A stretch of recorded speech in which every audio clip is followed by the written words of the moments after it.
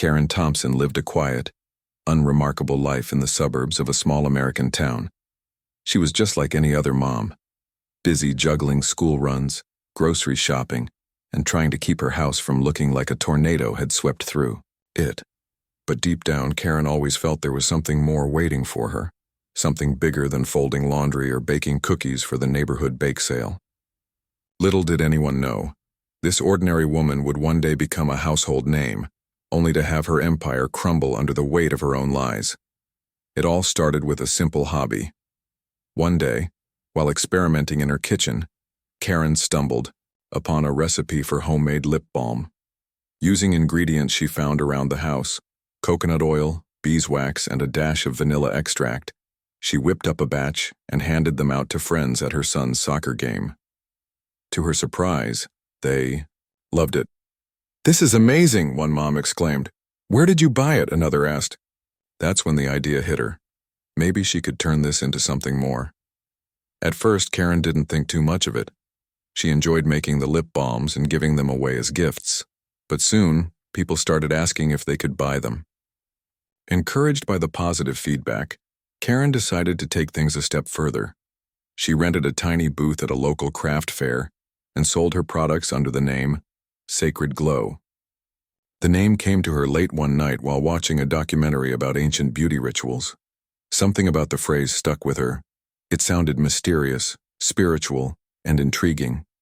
What set Karen apart wasn't just her product, it was her storytelling. At the craft fair, she told customers that her formulas were inspired by ancient recipes passed down through generations in the Holy Land. She described how monks and healers once used these same techniques to create ointments and balms centuries ago. Her words painted vivid pictures of sun-drenched deserts, sacred temples, and timeless traditions. People ate it up. They weren't just buying lip balm. They were buying a piece of history, a connection to something greater than themselves. Word spread quickly. Before long, Karen wasn't just selling at craft fairs. She was getting orders online from strangers across the country. Her kitchen turned into a makeshift factory, with pots bubbling on every burner and shelves lined with jars of waxes and oils. Her husband Tom jokingly called her the alchemist, but he couldn't deny that Karen had tapped into something special. Even their kids got involved, helping label jars and pack boxes after school. As demand grew, so did Karen's ambition. She reinvested her profits into better equipment, sleek packaging, and marketing campaigns. She hired a graphic designer to create a logo, a golden dove surrounded by olive branches, and launched a website that looked professional and polished. Every detail was carefully crafted to reinforce her brand's image. Natural, authentic, and deeply rooted in tradition. It worked. Within months, Sacred Glow went from a side hustle to a full-fledged business. But what really catapulted Karen into the spotlight was her personality. She had a way of connecting with people that made them feel seen and valued. When customers reached out with questions or concerns, Karen responded personally, signing off each email with a heartfelt note. She hosted live demonstrations on social media, showing followers how to use her products and sharing tidbits about her supposed travels to the Holy Land. Of course, none of those stories were true. Karen had never left the United States, but no one questioned her. Why would they? She seemed so genuine, so passionate about her work. Her big break came when a popular lifestyle blogger featured Sacred Glow in a video titled 5 Natural Beauty Products You Need Right Now. Overnight, orders flooded in, crashing her website. Panic turned to excitement as Karen realized she was onto something huge. Investors began reaching out, eager to partner with her. Retail chains offered deals to stock her products nationwide. Suddenly, Karen wasn't just a mom with a hobby. She was a self-made entrepreneur building a cosmetics empire. With success came confidence, and Karen embraced her new role as a leader in the beauty industry. She attended conferences, gave interviews, and even wrote a book titled Where Faith Meets Beauty, My Journey to Sacred Glow. In it, she shared her story of perseverance, faith, and the power of believing in oneself. Readers ate it up, praising her for being an inspiration to women everywhere. Magazines dubbed her the beauty maven, and talk shows invited her to share her secrets to success. By the time she moved her family to an upscale gated community, Karen had transformed herself from a suburban mom into a millionaire mogul. Yet, despite her newfound fame and fortune, Karen remained grounded, or so it seemed. She often credited her faith for guiding her journey, saying things like, "God has blessed me beyond measure." Her charm and charisma won over not only customers, but also neighbors, who initially welcomed her with open arms. No one suspected that beneath her polished exterior lay a web of half-truths and outright lies. And as Karen basked in the glow of her achievements, she failed to notice the cracks forming in her foundation. For now, though, life was good. The world belonged to Karen Thompson, and nothing could stop her rise to the top. Little did she know her downfall would come just as swiftly as her ascent, and it would happen in front of millions of viewers, live on national television. Moving to the upscale gated community was supposed to be the next step in Karen's journey toward perfection. She imagined herself sipping coffee on her porch, waving at friendly neighbors, and hosting elegant dinner parties that would make everyone envious. The neighborhood had strict rules about everything. Lawns had to be perfectly manicured, cars couldn't stay parked on the street for more than 2 hours, and holiday decorations needed approval from the Homeowners Association, HOA. To Karen, these rules sounded like music to her ears. After all, she loved order, structure, and having control over every little detail. At first, things went smoothly. Her new house was a dream come true, a sprawling mansion with marble countertops, a sparkling pool, and enough bedrooms to host her entire extended family. Neighbors greeted her warmly, intrigued by the famous entrepreneur who lived among them. Some even invited her over for lunch or book club meetings. Karen played the part of the gracious neighbor well, bringing homemade cookies as gifts and offering advice on skincare routines. For a while, it seemed like she had found her place in this polished, picture-perfect world. But Karen wasn't just any neighbor. She was Karen, the same woman who built an empire by bending truths and taking charge. It didn't take long for her personality to clash with the quiet rhythm of the community. The first issue arose when she decided her garden needed a fountain, a massive ornate structure that looked more suited to a palace than a suburban backyard. According to HOA guidelines, such installations required prior approval. But Karen, confident in her ability to charm her way out of anything, went ahead and installed it anyway. When the HOA board sent her a polite letter reminding her of the rules, Karen didn't respond gracefully. Instead, she stormed into their monthly meeting, armed with arguments about property rights and artistic expression. "This is my home," she declared, slamming her hands on the table. "I'll do whatever I want with it." The room fell silent. No one had ever spoken to the board like that before. From that moment on, Karen earned a reputation as someone who didn't play by the rules, and worse, someone who thought they were above them. Her behavior only escalated from there. When a neighbor complained that her security cameras were pointed directly at their living room window, Karen dismissed the concern with a shrug. "It's for safety," she said, refusing to adjust them. Another time, she threw a loud party late at night, ignoring noise restrictions and leaving trash scattered across the cul-de-sac the next morning. Each incident added fuel to the growing resentment among her neighbors, but Karen barely noticed. In her mind, she was doing nothing wrong. If anything, people should have been grateful to live near someone as successful and accomplished as her. What truly set Karen apart, though, was her involvement in the HOA itself. At first, she tried to stay out of it, focusing instead on expanding her business and enjoying her luxurious lifestyle. But when tensions between her and the board reached a boiling point, she decided to take matters into her own hands. Using her charisma and influence, Karen campaigned to join the HOA board, promising to bring fresh ideas and leadership to the community. Her pitch worked. Many residents, swayed by her confidence and promises, voted her in without realizing what they were signing up for. Once on the board, Karen wasted no time making changes. She pushed for policies that benefited her while disregarding the needs of others. For example, she proposed banning basketball hoops in driveways, claiming they were an eyesore, but conveniently forgot to mention that her teenage son often practiced shooting hoops in their driveway. She also advocated for increased fees to fund community improvements, which mostly consisted of landscaping projects around her property. When neighbors raised objections, Karen silenced them with sharp remarks or outright threats. "You don't want to cross me," she once told a man who dared question her motives during a meeting. He never spoke up again. As months passed, the atmosphere in the neighborhood shifted. What was once a peaceful, tight-knit community became tense and divided. Some residents avoided Karen altogether, whispering about her behind closed doors. Others banded together, forming secret group chats to discuss how to handle her. A few, brave souls confronted her directly, only to walk away feeling frustrated and defeated. No matter what anyone did, Karen always seemed to come out on top. Her actions weren't limited to the HOA either. Outside of board meetings, Karen continued to stir up drama wherever she went. She complained loudly about dog owners letting their pets poop on lawns, even though her own gardener regularly used chemical fertilizers that killed nearby plants. She criticized parents for allowing their children to ride bikes without helmets, yet her own kids frequently skateboarded barefoot down steep hills. Every complaint, every criticism, came wrapped in a layer of hypocrisy that made it impossible for anyone to take her seriously.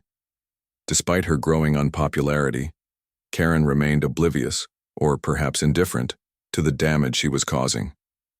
To her, the neighborhood was simply another stage where she could shine. Just like in her business, she believed that being bold and assertive was the key to success. And if some people didn't like her methods, well, that was their problem, not hers. But what Karen failed to realize was that her antics were starting to attract unwanted attention. While most of her neighbors kept their grievances private, a few began documenting her behavior, saving emails, recording conversations, and snapping photos of her violations. They knew they couldn't fight her alone, so they started reaching out to local news outlets and online forums. Slowly but surely, cracks began to form in Karen's carefully constructed image. Behind closed doors, whispers turned into murmurs, and murmurs turned into plans. Meanwhile, Karen remained blissfully unaware of the storm brewing around her. She continued to strut through the neighborhood like a queen surveying her kingdom, secure in the belief that she was untouchable. After all, hadn't she already proven time and again that she could overcome any obstacle? Whether it was building a cosmetics empire or dominating the HOA, Karen saw herself as a force of nature, someone who could bend the world to her will. Little did she know, her reign was about to face its greatest challenge yet. The same qualities that propelled her to success, her confidence, her determination, her refusal to back down, were about to become her undoing. And when the truth finally came out, it wouldn't just affect her standing in the neighborhood, it would threaten everything she had worked so hard to build. While Karen was busy flexing her authority in the gated community, trouble was brewing behind the scenes. Investigative journalist Mia Carter had been following Karen's story for months, intrigued by the rapid rise of Sacred Glow. At first glance, the brand seemed like a heartwarming tale of a mom-turned-entrepreneur who struck gold with her passion for beauty, but as Mia dug deeper, she began to notice inconsistencies, little cracks in the polished facade that didn't quite add up. Mia started with the basics, the origin story. Karen often spoke about traveling to the Holy Land and learning ancient beauty secrets from monks and healers. She described visiting sacred sites where these rituals were born, painting vivid pictures of dusty roads, golden sunsets, and centuries-old wisdom passed down through generations. It sounded romantic, almost cinematic. The problem? There was no evidence Karen had ever left the United States. Mia scoured travel records, social media posts, and even interviewed friends and family members. No one could confirm that Karen had set foot in the Middle East. Not once. Determined to uncover the truth, Mia reached out to experts in the field of natural cosmetics. She sent samples of Sacred Glow products to independent labs for testing, hoping to verify Karen's claims about their purity and authenticity. What came back shocked her. Far from being natural or ancient, many of the products contained synthetic chemicals banned in several countries due to potential health risks. Some ingredients hadn't even existed during the time periods Karen referenced in her marketing materials. Worse still, traces of harmful substances were found in items marketed as safe for sensitive skin. A blatant contradiction of Karen's promises. The revelations didn't stop there. As Mia continued her investigation, she uncovered emails between Karen and her suppliers. These messages revealed that not only did Karen know her products weren't what she claimed, but she actively instructed her team to label them as all-natural and faith-infused. One particularly damning email read, "Make sure the packaging screams authentic. People don't ask questions when they think something is holy." Another exchange showed Karen pressuring her staff to ignore customer complaints about allergic reactions, dismissing them as rare incidents. Mia knew she had stumbled onto something big.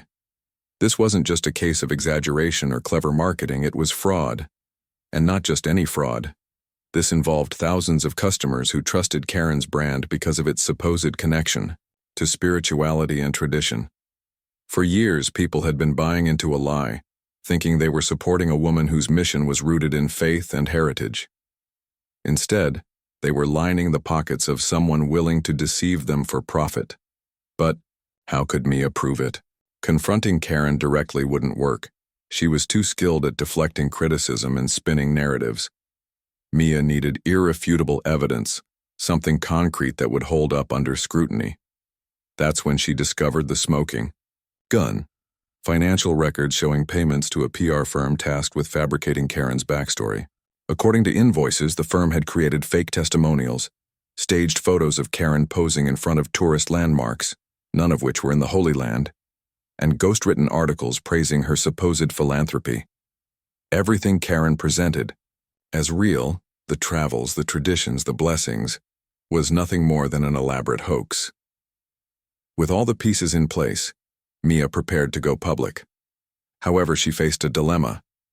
Exposing Karen meant risking backlash, not just from the entrepreneur herself, but also from her loyal fan base. Many customers viewed Sacred Glow as more than just a product line. It was part of their identity, a symbol of hope and empowerment. Telling them the truth might shatter that illusion, leaving them feeling betrayed and angry. Still, Mia believed the public deserved to know. Transparency mattered, especially when people's health and trust were on the line. To ensure maximum impact, Mia pitched her findings to a popular morning talk show called Morning Buzz. Known for its lively debates and hard-hitting interviews, the program had a massive audience eager for drama. The producers jumped at the opportunity, seeing Karen's scandal as the perfect mix of intrigue and controversy. They invited her to appear on the show under the pretense of promoting her latest collection. Unaware of what awaited her, Karen accepted the invitation, thrilled at the chance to reach even more customers. As the day of the interview approached, Mia worked tirelessly to organize her evidence. She compiled lab reports, printed copies of the incriminating emails, and gathered statements from former employees who corroborated her findings. She also reached out to a few brave customers willing to share their experiences with Sacred Glow, including those who suffered adverse reactions after using the products. By the time cameras rolled, Mia was ready to deliver the knockout punch. Karen, meanwhile, remained blissfully unaware of the storm heading her way. She arrived at the studio dressed in a flowing white dress, her signature look designed to evoke purity and grace.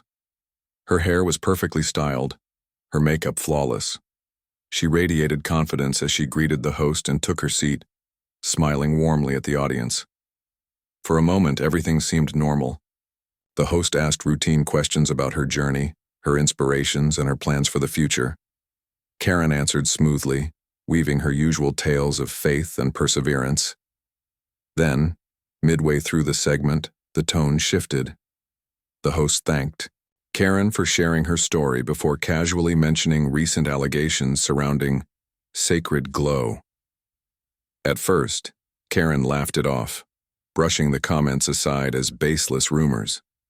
But when the host pulled out a document detailing the lab results, her smile faltered.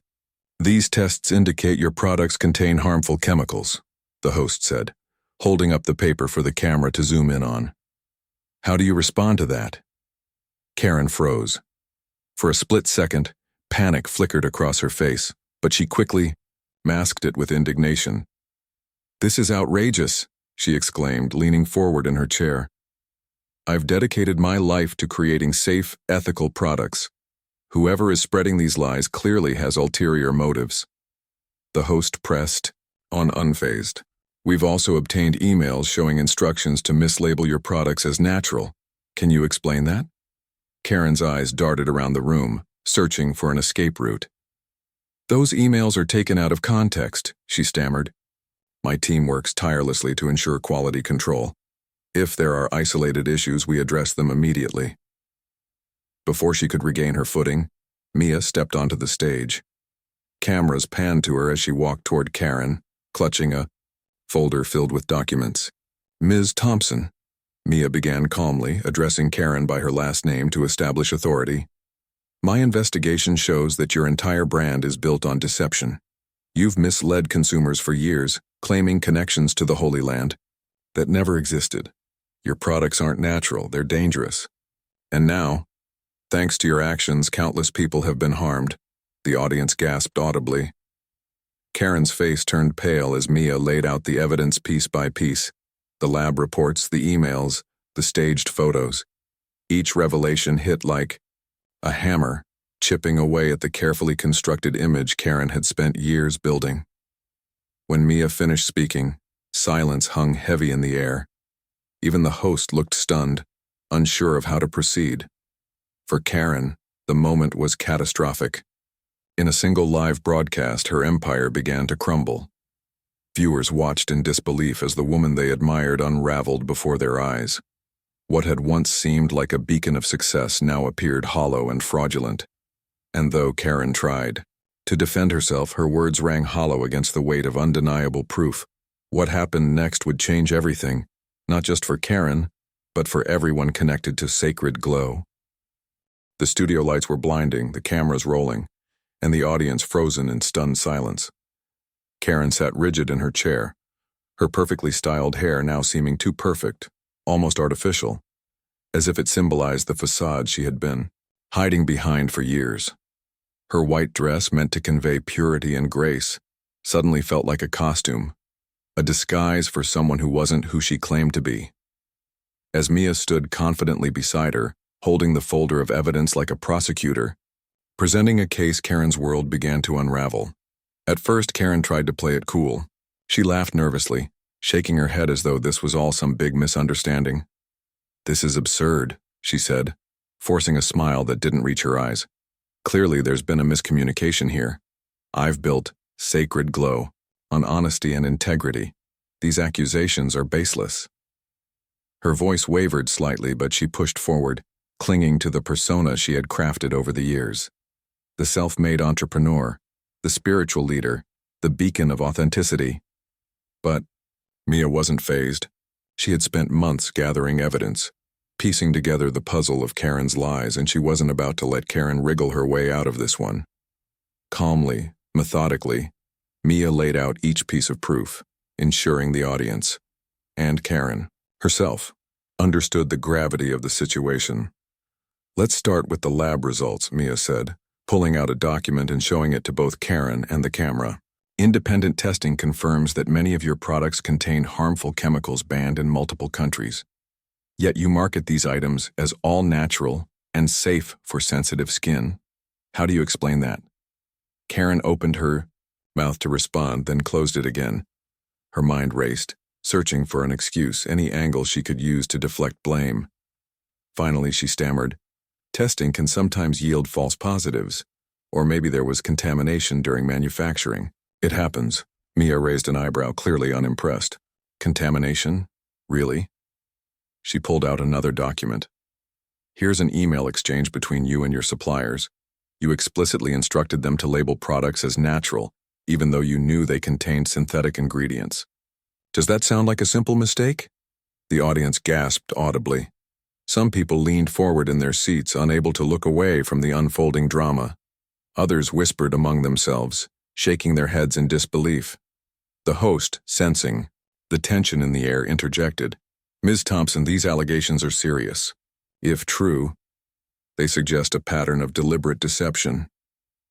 What do you have to say for yourself? Karen's face flushed red. Whether from embarrassment or anger, it was hard to tell.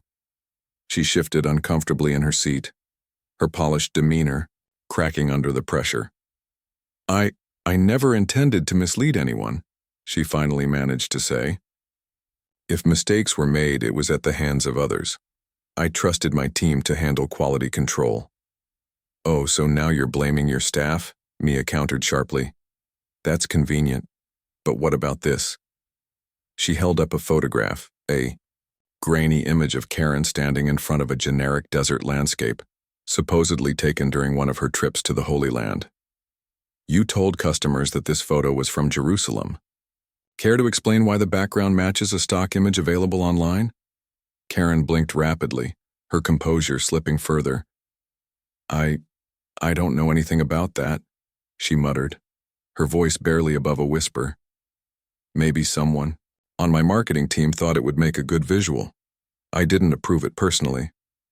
Mia wasn't letting her off the hook. And what about the testimonials? The stories of monks teaching you ancient beauty secrets? Those were fabricated by a PR firm you hired, weren't they? By now, Karen looked like a cornered animal, desperate to escape but realizing there was no way out. Her earlier confidence had evaporated, replaced by sheer panic. She glanced at the audience, hoping for sympathy, but all she saw were faces, filled with disappointment and betrayal. Tears welled up in her eyes, but instead of softening the crowd, they only fueled their outrage. I never meant to hurt anyone, Karen choked out, her voice trembling. I just wanted to inspire people, to give them hope. Isn't that what entrepreneurship is about? Taking risks, dreaming big. Her words trailed off as Mia cut her off. Dreaming big is one thing, Ms. Thompson. Lying to thousands of customers, putting their health at risk and exploiting their faith for profit is quite another. You didn't just break trust, you shattered it. The room fell silent except for the hum of the cameras. Even the host seemed unsure of how to proceed. For a moment, Karen buried her face in her hands, overwhelmed by the weight of her exposure. When she finally looked up, her mascara was smudged, her carefully curated appearance completely undone. She turned to the audience, pleading, "Please, believe me. I'm not a bad person. I made mistakes, yes, but I always believed in what I was doing. I thought I was helping people." It was a pathetic attempt to salvage her reputation, and everyone knew it. The audience erupted into murmurs, some calling her a fraud, others expressing shock at how easily they had been duped. Social media lit up instantly, with viewers live tweeting the interview and sharing clips of Karen's meltdown. Hashtags like Ajar Holy Land hoax and Karen exposed began trending within minutes, spreading the story far beyond the confines of the studio. As the segment drew to a close, the host thanked Mia for her investigative work and turned back to Karen. "Do you have anything else to add, Ms. Thompson?" he asked, his tone neutral but tinged with skepticism. Karen hesitated, her lips quivering. I need time to process this," she said weakly. "I want to apologize to anyone who feels betrayed. That was never my intention." With that, she stood abruptly, clutching her purse, and hurried off the stage, leaving behind a trail of unanswered questions and broken trust.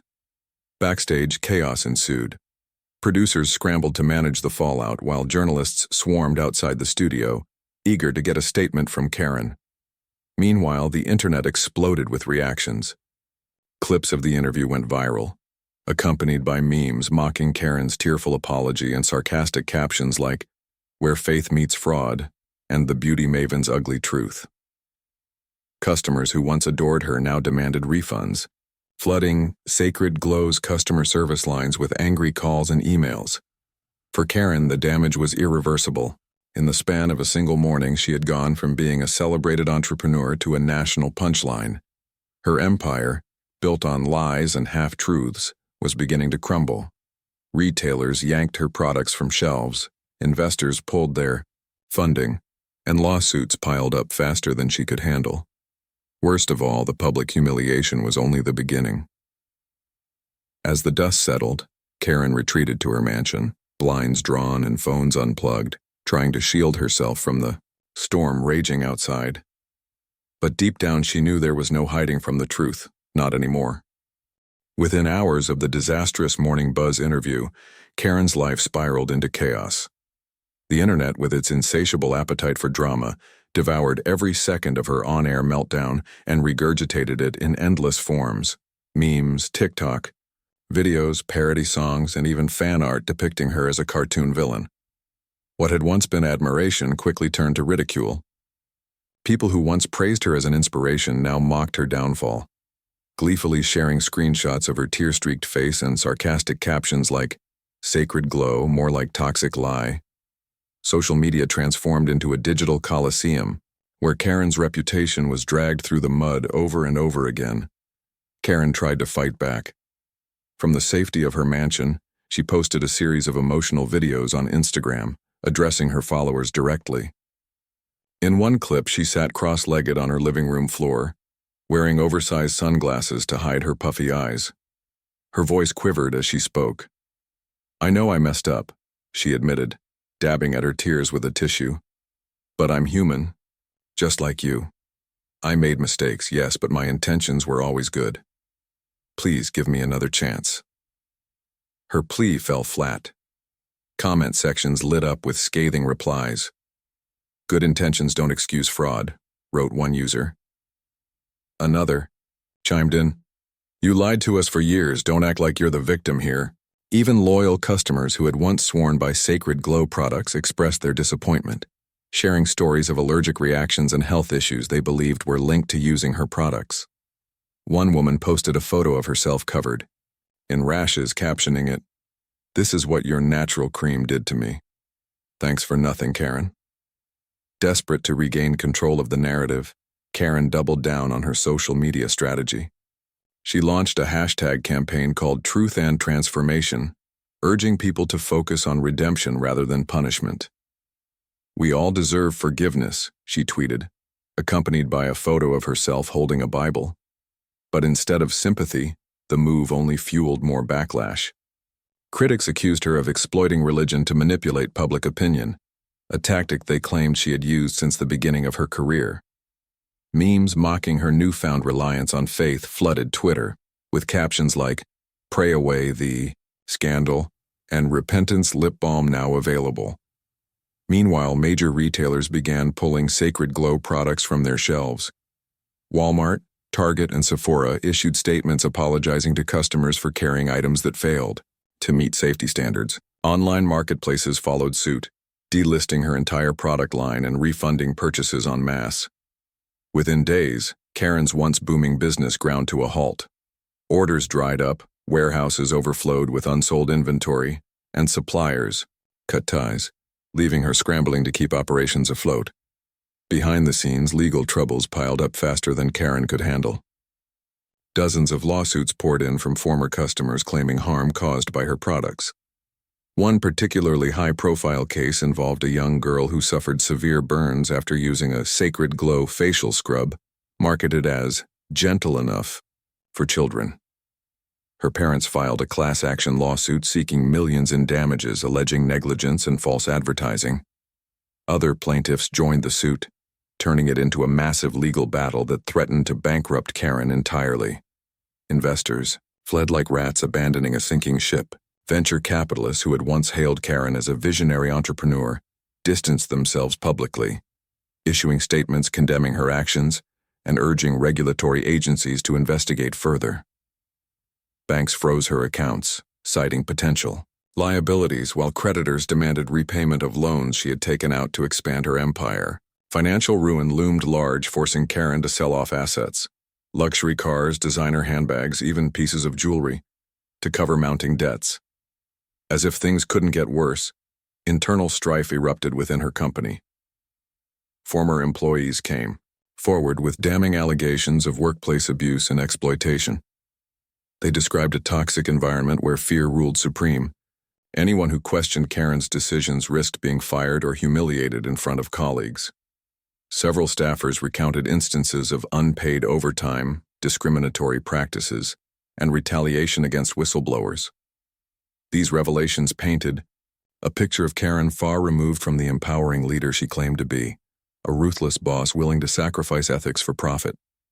The final blow came when investigative journalists uncovered evidence suggesting Karen had evaded taxes by funneling profits through offshore accounts.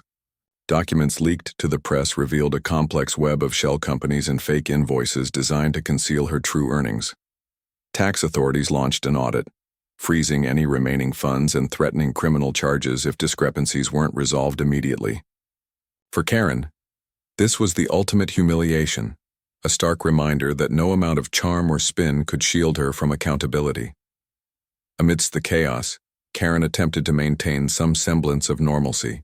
She attended therapy sessions, hired a crisis management team, and even started journaling as a form of self-reflection. Yet none of these efforts seemed to help. Every morning brought fresh headlines detailing yet another scandal tied to her name. Reporters camped outside her gated community, snapping photos whenever she ventured outdoors. Neighbors whispered behind closed doors, debating whether she should resign from the HOA board altogether. Even her own family struggled under the weight of her disgrace. Her husband grew distant, spending nights away from home, while her children begged her to stop making public appearances. By the end of the week, Karen realized she couldn't win. Not anymore. The world had moved on, leaving her behind as a cautionary tale of greed and deception. Her attempts to salvage her image felt futile, like trying to patch a crumbling dam with duct tape. So she retreated, disappearing from the spotlight altogether. Her social media profiles went dark, her PR team disbanded, and her phone stopped ringing. For the first time in years, silence surrounded Karen, a deafening quietude that offered little comfort. In the weeks that followed, life settled into an uneasy rhythm. While the rest of society continued buzzing about her downfall, Karen spent her days holed up in her mansion, watching reruns of old talk shows and scrolling endlessly through news articles chronicling her implosion. Each headline served as a painful reminder of how far she had fallen, from celebrated entrepreneur to disgraced scammer. And though she told herself she would rebuild someday, deep down, she knew the road ahead would be long and arduous, for now, Karen existed in limbo, suspended between shame and survival. Whether she would rise again remained uncertain. But one thing was clear: her story would forever serve as a lesson in humility, transparency, and the dangers of letting ambition override integrity.